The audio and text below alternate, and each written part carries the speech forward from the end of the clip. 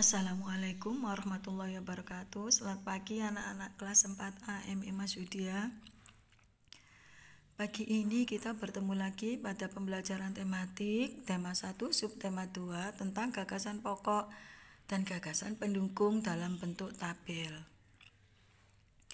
Jika beberapa hari yang lalu kita belajar meletakkan gagasan pokok dan gagasan pendukung dalam bentuk diagram dan dalam bentuk peta pikiran, kali ini kita belajar menentukan gagasan pokok dan gagasan pendukung kemudian diletakkan dalam bentuk tabel.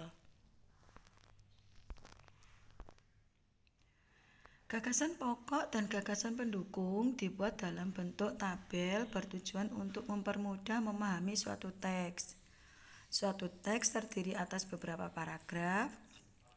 Setiap paragraf memiliki gagasan pokok dan gagasan pendukung. Tabel gagasan suatu teks dibuat sesuai jumlah paragraf dalam teks tersebut. Jadi kalau misalnya bacaan tersebut terdiri dari 2 paragraf, kita membuat tabel yang disesuaikan untuk tabel yang berisi 2 paragraf. Kalau bacaannya ada 3 paragraf, ya kita membuat tabel yang formatnya untuk isi 3 paragraf dan seterusnya, nanti ada contohnya. Cara menentukan gagasan pokok dan gagasan pendukung dalam bentuk tabel. Yang pertama, bacalah paragraf dengan seksama. Kedua, cermatilah kalimat pertama hingga kalimat terakhir. Yang ketiga, tentukanlah gagasan pokok dan gagasan pendukung paragraf. Keempat, gagasan pokok adalah bagian inti, dapat ditulis di bagian kanan setelah nomor paragraf. Gagasan pendukung adalah cabang-cabang dari gagasan pokok, ditulis di bagian kanan gagasan pokok.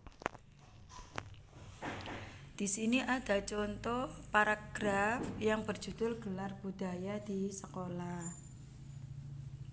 Terdiri dari 2 paragraf. Kalau kita baca secara keseluruhan, keragaman tidak hanya terdapat di lingkungan masyarakat tetapi juga di lingkungan sekolah. Para siswa di sekolah Udin terdiri atas beberapa suku bangsa. Mereka berasal dari berbagai daerah di Indonesia. Ada siswa yang berasal dari Sumatera, ada siswa yang berasal dari Jawa, ada yang berasal dari Kalimantan, Sulawesi, Nusa Tenggara, Papua, dan sebagainya. Paragraf kedua, sekolah sering mengadakan gelar budaya untuk memperkenalkan kekayaan budaya Indonesia kepada para siswa. Misalnya, gelar pakaian daerah, gelar makanan tradisional, gelar musik daerah. Pada saat gelar pakaian daerah, para siswa mengenakan pakaian daerah ke sekolah. Pada saat gelar makanan tradisional, para siswa membawa contoh makanan tradisional ke sekolah. Pada saat gelar musik tradisional, para siswa mengadakan pertunjukan musik daerah. Nah, yang saya beri warna merah ini adalah kalimat utamanya, anak-anak.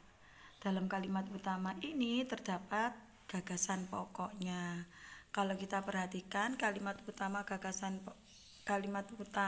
paragraf 1 adalah keragaman tidak hanya terdapat di lingkungan masyarakat tetapi juga di lingkungan sekolah. Jadi gagasan pokoknya kita ambil intinya saja, yaitu keragaman di sekolah.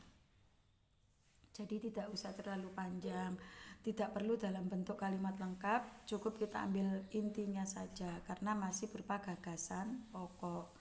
Selanjutnya yang warna hitam adalah gagasan pendukungnya yang berisi tentang asal daerah dan masing-masing daerah memiliki keragaman masing-masing. Selanjutnya di paragraf kedua, kalau kita perhatikan kalimat yang berwarna merah adalah gelar budaya yang diadakan di sekolah. Terus gagasan pendukungnya ini adalah macam-macam gelar budayanya. Dan yang ketiga ini adalah cara mengisi gelar budaya tersebut. Nah, kalau kita lihat